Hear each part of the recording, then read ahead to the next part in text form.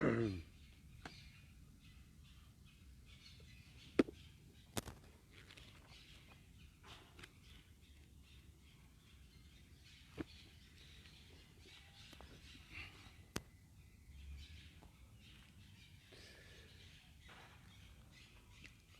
olá pessoal.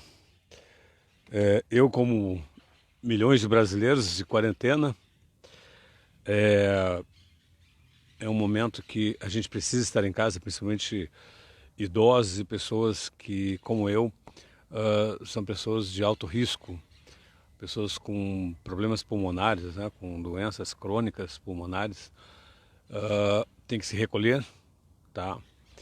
E é interessante esse momento que a gente está vivendo, porque é um momento de um exercício que há muito tempo as pessoas praticamente não faziam, né? Eu mesmo sou um exemplo disso. Raramente eu estou em casa. E é interessante que você começa a ver uma série de coisas, né? De pessoas retomando hábitos que até então não tinham mais, não exerciam mais, como estar com os filhos mais tempo, com a mulher mais tempo, e também das famílias se reconhecerem mais até nesse momento, né? Infelizmente, num momento de dor, porque afinal de contas a gente está numa situação que não é nada de alegria. Estar em casa não é férias, né? Estar em casa hoje se faz necessário para que nós venhamos voltar a ter a liberdade que nós tínhamos. E eu tenho ficado em casa, assim, trabalhado em casa, e fico refletindo muita coisa vem na minha cabeça.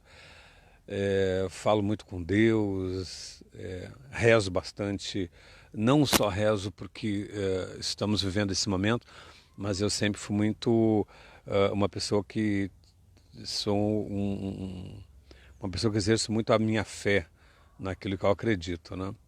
E eu estava vendo assim, eu estou tendo uma experiência de ver o mundo só pela televisão, né? Eu fiquei pensando o idoso. Aquele idoso que não circula, aquele idoso que não vai a lugar nenhum. O mundo dele é a televisão, né? O mundo dele é a televisão. E isso me chamou a atenção porque, ao mesmo tempo que a televisão está te dando informação, ela também está te limitando o conhecimento, te limitando também o autoconhecimento, né? Porque cria-se uma dependência daquele monitor ali e muitos idosos acabam também criando um certo pânico do mundo externo devido ao que as televisões mostram aí. E a gente precisa ter, nesse momento, muita calma, muita paciência, principalmente com os nossos idosos, porque são vulneráveis, sim. São vulneráveis, sim. Principalmente numa questão chamada solidão, tá? A gente tem que cuidar dos nossos velhinhos com muita atenção, com muito carinho. Temos que ter eh, mais dedicação a eles, cuidá-los, porque pertencem a esse grupo de risco aí. Mas eu coloco uma questão, né? Será que estão exercendo o amor ao próximo mais agora do que antes? Né? Será que as pessoas estão pensando mais no próximo do que antes? Aqui em Porto Alegre aconteceu um fato muito interessante num supermercado, numa rede de supermercado aqui muito grande, né? E, de repente as pessoas invadiram o mercado para comprar tudo que podiam. E eu fiquei olhando aquilo e fiquei pensando, e as pessoas que não podem comprar, né? As pessoas que não podem ir ao supermercado porque também não têm dinheiro, né? As pessoas não pensaram nisso, né? Aquelas pessoas que compraram álcool, muitos deles álcool gel, que não vão usar, que nem vão usar a quantidade que compraram. Então a gente, nesse momento, passa por uma série de experiências aí de refletir sobre o que está acontecendo de uma forma muito maior do que simplesmente achar que o dinheiro, eu tenho dinheiro, vou e compro. Não. Estamos mais do que na hora de olhar ao próximo, sim, tá?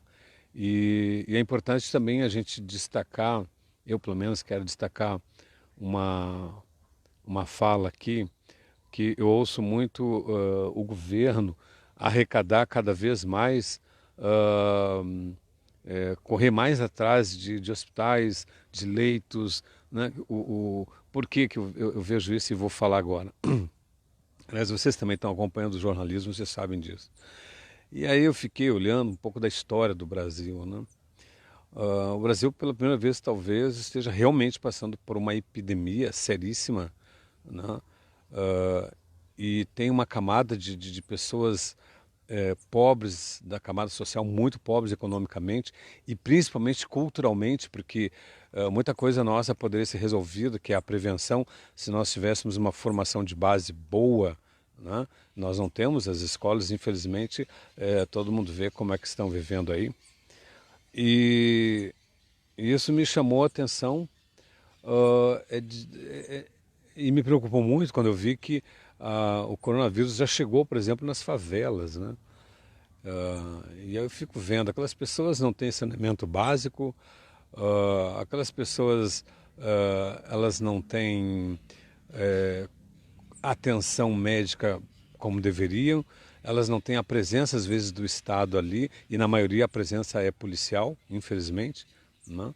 Não tem a presença da saúde pública como deveria de ter, os assistentes sociais que deveriam de ser uma ferramenta importantíssima são pouquíssimos utilizados. Então, quer dizer, aí tu fica imaginando agora o coronavírus entrando nessas comunidades. Aí eu fico pensando sobre a história da saúde no Brasil. Desde que nós começamos a democracia, né, aspas às vezes, né, ah, a saúde pública vem afundando cada vez mais, ela vem perdendo cada vez mais condição de atendimento à população. Mas aí a gente se pergunta por que ela veio perdendo isso, né? Então, a saúde pública, aliás, todo o processo de ocupação de cargo público no Brasil sempre foi loteado por partidos, né? Então, tanto que tem aqueles valores econômicos por pasta, né? A pasta tal tem mais dinheiro e assim vai. E os partidos sempre ficaram brigando para pegar a pasta que tem mais dinheiro. E uma delas é a saúde. É a saúde. E aí tu começa a entender por que também que a gente está passando por isso, o Brasil está despreparado para essa crise aí. Aí tu vai dizer, mas a Itália é primeiro mundo e também estava. Ok, a Itália também estava, mas a gente não pode se inspirar por algo que não nos dá uma condição positiva de continuidade, né? Eu acho que a gente tem que pensar em coisas e espelhar-se em coisas que vão nos levar a estar preparados para uma situação como essa aí. E aí eu fico imaginando, estádio de futebol abrindo as portas para o governo montar tendas, hospitais de campanha. Hotéis também começando a abrir esse espaço. E eu fico me lembrando do seguinte, e essa rede de saúde privada que se beneficiou, que, a meu ver, destruíram a saúde pública, porque isso foi político, né? Isso tem políticos por trás, e aí tu vai na educação também, tu tem políticos por trás, as escolas particulares estão na mão de políticos também, e a saúde pública não seria diferente. Eu fico pensando, se a pandemia realmente aumentar, como infelizmente aparentemente parece que está, a saúde privada vai ficar encolhida diante do que está acontecendo? Eu acho que eu como governante, se eu fosse no meu caso, eu acho que não deveria de ficar e com certeza faria um trabalho de que essa saúde privada, esses grandes planos de saúde abrissem suas portas para atender a população, sim. Não só na cota do SUS, né? Porque o SUS alimenta bastante também esses planos aí, né? Então, eu fiquei pensando assim, gente, se a saúde pública está quebrada, nós não temos hospitais, a gente sabe que foi uma roubalheira, foi loteamento, sempre foi loteado o Ministério da Saúde. Hoje é que a gente tem um técnico, um médico apartidário ali, que está fazendo um trabalho que é o Mandetta. E eu acredito, sim, estou torcendo para que ele consiga bons resultados diante dessa crise aí. Mas a gente não pode esquecer que o que nós não temos hoje de saúde pública, falta de vacina, falta de leito, falta de postos de saúde, falta de profissionais, devido à roubalheira dos últimos 15 anos na saúde e o loteamento que houve na saúde pública no Brasil aí. A gente não pode achar que hoje, por exemplo, tem pessoas aí achando que o Bolsonaro tem que resolver tudo isso aí. Eu acho que ele tem que fazer o papel dele, né, com a sua equipe, para que seja resolvido. Mas se fosse o Haddad que tivesse hoje como presidente da República, né, o que ele estaria fazendo? Né? Se o seu próprio partido foi que nos deu e deu de presente para quem ganhasse as eleições a situação que a saúde pública está. O que ele faria? Né? Aí tu imagina, o governo libera mais de 80 bilhões e eu fico pensando, bom, eu confio, para isso eu votei no Jair Bolsonaro, confio na honestidade e no comprometimento dele com o dinheiro público, mas eu fico imaginando se isso caísse também na mão da galera que já estava antes mandando no país. Como isso? Como é que iriam lidar com o direito que o Bolsonaro ganhou de gastar além do que permite a lei de responsabilidade fiscal? Eu fico refletindo várias coisas, assim, não estou aqui jogando pedras para cima de ninguém, mas a história do que a gente está vivendo hoje, pela falta de tudo que a gente está tendo aí, isso já vem de gestões lá atrás. E aí as pessoas ficam digladiando-se num momento em que a gente deveria de estar unindo forças para que isso melhorasse. Uma outra questão que está me chamando bastante atenção, né, e eu estou bem preocupado, bem preocupado. Eu vou falar de um nicho do qual eu sempre vivi, que foi o mercado da dança. Eu fico me perguntando como é que as escolas de dança vão sobreviver a essa situação. Como é que os artistas vão sobreviver a essa situação? Ok, vamos pensar da seguinte forma. As peças em cartaz que já tinham sido contempladas por uma lei de incentivo ou que já estão com o recurso em caixa para sobreviver, talvez, tranquilo, ela possa até passar essa onda aí. Mas quem não está, quem não tinha esse patrocínio e que não tem recurso para manter uma produção parada como aconteceu para o teatro, para a música, para a dança, para as artes plásticas, para os museus, para os cinemas. Então, como é que a classe artística também vai sobreviver sobre isso aí? Então, tem várias coisas aí que a gente tem que pensar. E aí me chama a atenção também que eu fiz uma postagem no meu Face, e aí entrou uma diretora de escola de dança do Rio de Janeiro, me questionando lá, porque eu falei sobre o panelaço, né? Eu acho que a Globo também merecia um panelaço, né? Aí essa pessoa chegou falando sobre... Para mim falar besteira, desculpa, mas falar muita besteira, mas é opinião e eu respeito, ok. Mas eu não entro no Face de ninguém para questionar posicionamento político de quem quer que seja. Tá? Ou eu entro para apoiar, ou eu não entro. Agora no meu Face as pessoas se acham no direito, eu sei que é público, se acham no direito de vir e falar. Mas eu acho que deveria de pensar muito, como diretora de escola, era pensar primeiro, rezar para que esse governo dê certo, rezar para que nós passamos essa situação que nós estamos vivenciando, para que a sua escola de dança não venha fechar, para que a escola de dança sobreviva amanhã com os alunos. Por quê? Quando passar isso, ainda teremos muito tempo pela frente, tá? De recuperação. Então, as escolas recuperarem os alunos, as famílias terem recursos para começar a pagar as aulas do aluno que faz dança, música, teatro, o que for dentro da arte, né? Então, acho que o pessoal da arte, aí, eu vou falar da dança especificamente, deve focar muito para que esse governo, aí, principalmente os que criticam muito esse governo, só veem os erros, né? E erros apontados por uma imprensa duvidosa de massa, deveriam de parar para pensar e torcer para que dê certo. Eu, se eu fosse diretor de uma escola de dança, não tenha dúvida que eu estaria rezando e fazendo alguma coisa para que desse certo, independente se é o Bolsonaro ou se fosse o Haddad, ou seja lá quem fosse. A situação é que nós temos que torcer para que dê certo. Então, Eu vim fazer esse bate-papo aqui com vocês porque eu não estou podendo fazer absolutamente nada. Quem me conhece sabe que eu tenho que ficar recolhido ao extremo. Eu desci agora aqui pro quintal do condomínio para fazer esse bate-papo com vocês, porque eu estava precisando de conversar um pouco. Tá? Confesso a vocês, eu estava precisando, estou com saudade. Eu tive que fechar o estúdio devido a essa situação toda que a gente está vivendo. Eu tive que fechar o estúdio e quando fechei o estúdio, eu tive que parar com as programações, as gravações todas que eu precisava estar fazendo e produzindo, né? Então, resolvi hoje vir bater esse papo com vocês e já também, claro, agradecer aos 700 inscritos no canal da Rede RVC. Eu agora, a partir de amanhã, eu espero que amanhã eu possa já fazer, mas amanhã, a partir de amanhã eu vou começar a fazer leituras de poesia, para quem quiser acompanhar.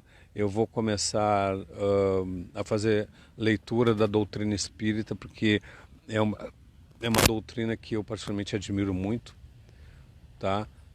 Então, eu acho que é uma forma de eu estar contribuindo. Eu gostaria muito de fazer um movimento de arrecadar alimentos, porque já teve gente me procurando, porque sabe que eu sempre arrecado alimentos, fraldas geriátricas, coisas para doar às pessoas mais carentes. Já me procuraram para saber se eu poderia já contribuir com alguma coisa de um movimento aí. Mas eu estou tão recolhido, eu estou tão assustado de sair, que eu não tô tendo coragem de movimentar nada assim. Mas eu gostaria muito se eu pudesse ter, se eu tivesse saúde bacana mesmo, é, de lançar uma campanha de arrecadação de alimentos para levar para esses artistas que eu sei que têm dificuldade e estão em dificuldade. Mas aí alguém me questiona, poxa, mas as pessoas das comunidades carentes também estão. Mas eu acho que essas pessoas aí, ainda existe uma política pública que é obrigação do Estado estar junto a elas, entendeu? Então, Nete, um beijo para você. Então já existe uma política para eles, além de que empresários, ONGs estão comprometidos já com esse processo aí. Mas a gente tem os nossos artistas que eu acho que estão precisando nesse momento também de muita ajuda. Eu estou pensando ainda que como eu vou fazer, o que eu vou fazer para arrecadar alguma coisa para disponibilizar para esses artistas que eu sei que estão em casa e estão necessitados aí, tá bom? Eu vou deixar aqui, antes de encerrar essa minha live com vocês, uma dica de vocês ouvirem, que é essa cantora aqui, ó, a cantora Anad. Eu a entrevistei no programa, se vocês forem lá no canal, no nosso canal,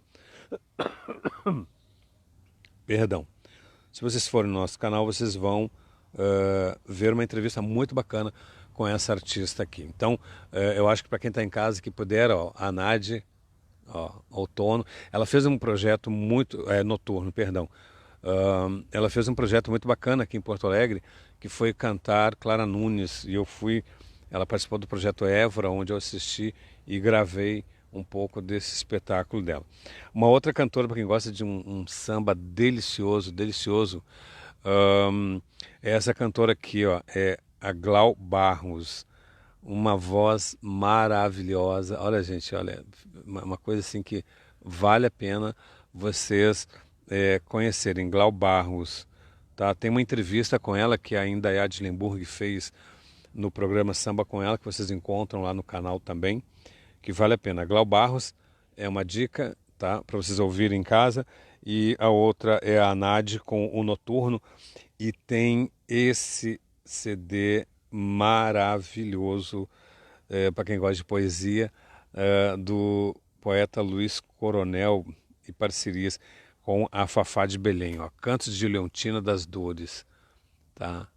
Isso aqui, ó, vale a pena também vocês procurarem, do autor Luiz Coronel, tá? Então, é a Fafá de Belém